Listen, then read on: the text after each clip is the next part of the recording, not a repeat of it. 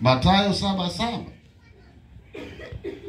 Kuomba mbele za Mungu na kumwomba Mungu ni wajibu wa Mkristo. Ni wajibu wa kila mwana wa Mungu kumwomba Mungu. Mathayo 7:7. Ujue uwajibu.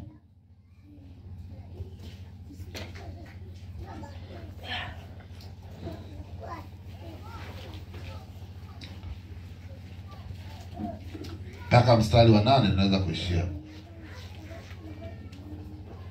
Au tunaweza kuendelea tu ukaona tu. Inasema hivi: ombeni nanyi mtapewa. Nazungumzia maombi leo. Sijaanzia kwenye tafsiri maombi lakini sinajua maombi ni mawasiliano kati ya wewe na nani? Na Mungu wako. Sasa leo nimeenda moja kwa moja kwenye point. Inasema ombeni nanyi mtapewa. Ombeni nanyi.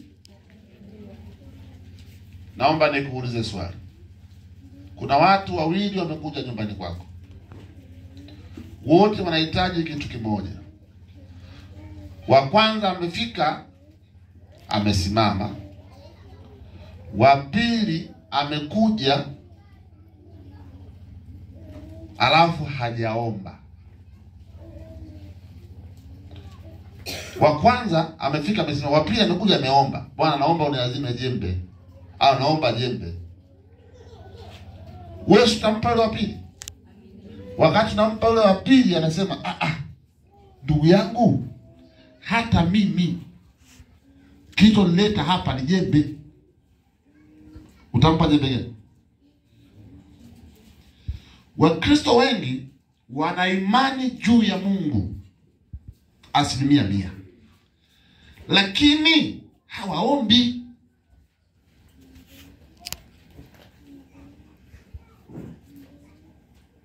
Amen. Yaani ukipuuza kumwomba Mungu, ambalo ni agizo sahihi na kamili, linasema ombeni nanyi mtapewa, alafu wewe usiombe, maana yake unakwamisha kile ambacho alisema Mungu kwenye maisha yako. Wamekataa watu, hawataki tena. Nimesemaje? Kwa mtu wa kwanza kukwamisha mchakato na utendaji wa Mungu kwa huyo muhusika ni yeye mwenyewe kwanza. Kwa sababu neno linasema ombeni nanyi mtapewa. Halo? Na ndio maana umeona kwenye maombi kuna upinzani mzito. Mtu anaomba, anaingia kwenye maombi, mara kasinzia.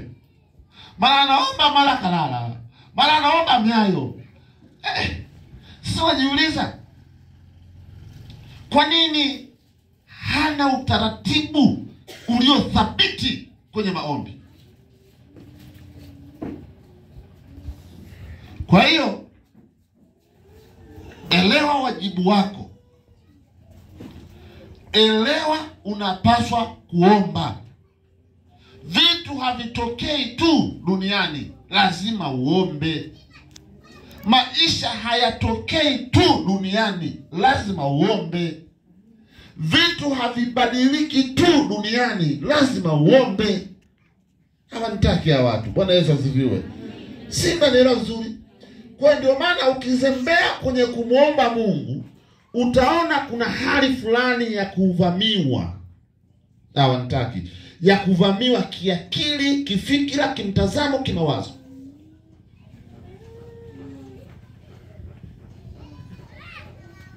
Mimi nafungua biashara.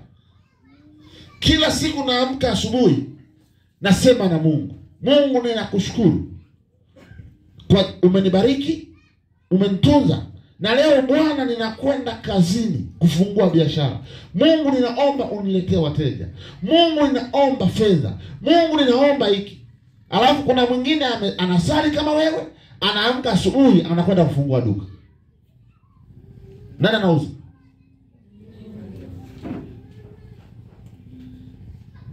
hata hawa walioshawishika kwenda kwa shetani, ana lugha yake asubuhi. Kuna mtu mmoja alikwenda mahali.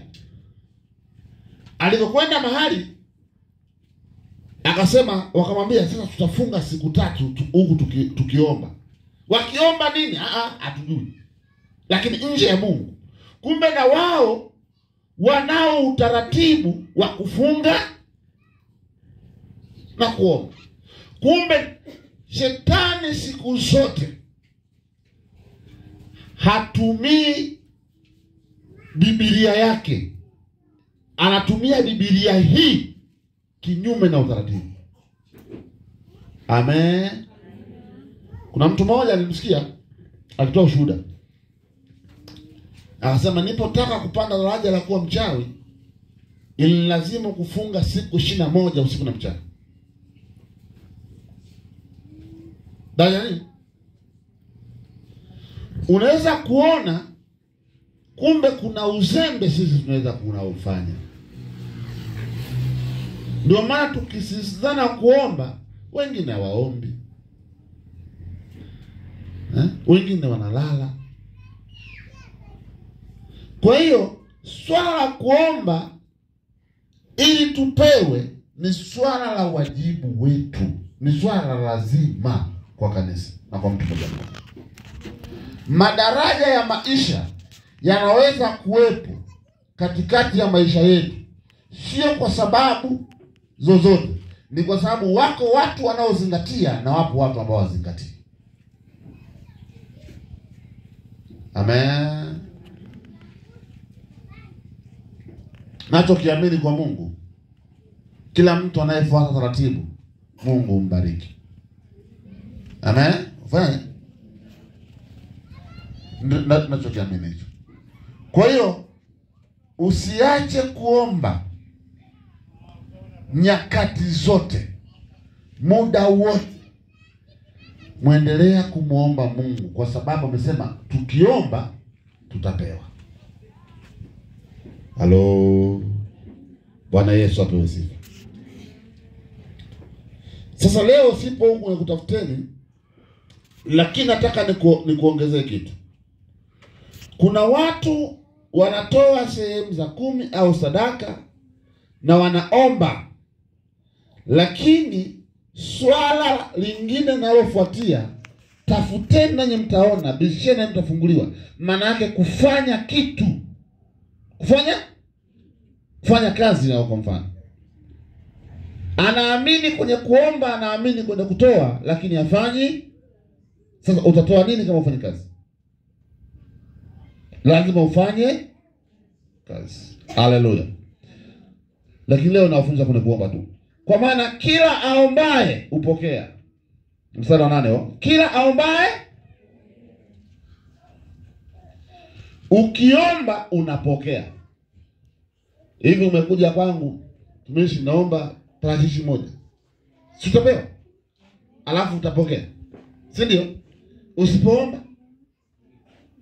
sikupi.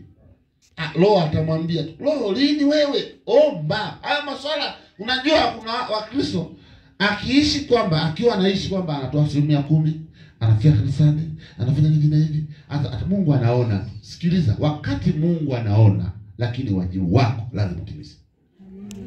Nimesemaje? Kwa lazima. Kwa maana kila aombaye upokea. Ufahamu? Upokea. Usipoomba, sasa unamkomoa nani? Sikilizeni Wakristo, kwa taarifa ya Mungu, watu wengi hususa walio ndani ya makanisa ya Kikristo hawazingatii maelekezo. Lakini watu wote walioenda kwa waganga, kama mko hapa, nyinyi mtakuwa mashahidi. Mganga akikwambia saa 8 usiku amka, anza kuzunguka nyumba yako, unakosea? Unakosea. Kwa nini? Kwa sababu unajua nisipofanya hivi mafanikio Unaamka asubuhi unaanza usiku sana unazuka nyumbani. Haujali nani anakuona. Haujali kuna baridi. Kuna watu hapa Njombe kuna baridi, kutembeaga au na nguo nao sio ni hatari lakini watu wanazuka nyumba zao zile. Giza, watu wengi wamelipa heshima kuliko nuru.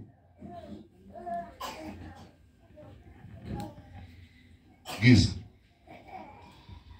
ndio yale nilikuwa nasema kwamba shetani katika akitaka akutawale, akitaka akutawale, kwanza kabisa kukuondolea ufahamu. Unakosa ufahamu kabisa juu ya jambo lolote. Hivi umeshakutana na tapeli? Wale utapeliwa hapa, nyosha mkono. Kivyo vyote tu. Wewe habari tapeliwa mgani? Si wachache tu. Anakupigia simu, unapigwa mistari mmoja wenyewe kupatikana kabisa kwenye Biblia. Alafu naambiwa hii biashara ni hatari. Sasa sikiliza. Tuma kiasi fulani. Mungu wangu. Na umeshapewa biashara ya mota imesimama.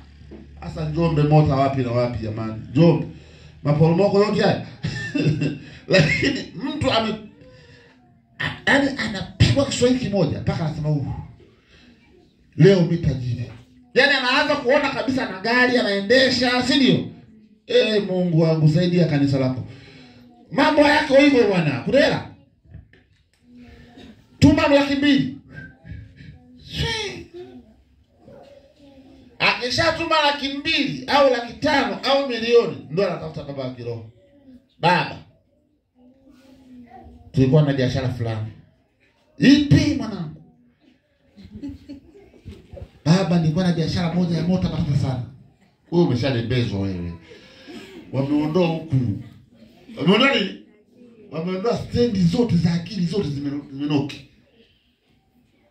Baba, wewe hujui tu. Subiri kidogo. Aya, ngoja nisubiri mwanangu. Sasa kimbembe kinakutoka hivi. Piga simu zake hazipatikani. Piga na kupiga. Mungu wangu. Hazipatikanaje zile namba zile? Eti zinapatikana? Yaani baada ya tukio. Kwa hiyo mtu akikublock unajua, lakini kama ipate namba unayopiga kwa sasa haipatikani. Kuna mama mmoja nikutana naye. Tuko hapo saloni. Tuambia mama, hao matapeli. Mungu wangu, mama alitaka kutupiga. Kaenda kuchukua hela mahali, kakopa mahali, kakusanya hela kapeleka 300,000. Alipomaliza kutuma, wakamwambia subiri kidogo. Mama akakaa pale sana, amesubiri, ametega mtandao. Yaani siku hiyo simu haitoki, ni hapa. Na wanaoga na vocha, wanapiga usikate simu. Yaani usiruhusu hata kipengele. Tuma hiyo. Mama alivyokuja mara ya pili, alivyotaka kutupiga wenzetu vibao sisi. Tunamwambia mama utapeliwa. Alikuja mpole. Nimekopa leta. Alikopa kwa jamaa yangu 50,000. Leta 50,000 hapa. Simu weka pale. Kwa hiyo mara zote shetani hata wale watapeli, kwani hawaendi kwa waganga? Sio naende jamani. Wanalembezwa tu watu. Wakisha kulembeza tu. Kuna siku moja nilipigwa simu. Mimi sinaombea jamani. Namshukuru Mungu naombea. Watu wanafunguliwa. Akajitambulisha yeye daktari yuko Moshi. Nikasema yes. Nimepata daktari mwanangu. Ndio naombea daktari. Daktari shida gani daktari? Nina mwanangu anaumwa, alimaliza chuo kikuu sana, alipitia nini anaumwa sida nini. Nikasema yes. Kwa kesho angalia matapeli hapo. Kesho asubuhi utapanda gari utakuja, mshanitengeneza vile. Sasa kesho asubuhi kweli wananipigia simu, sasa ndio anaondoka. Nikasema yes. Sasa walikuwa Moshi wenyewe.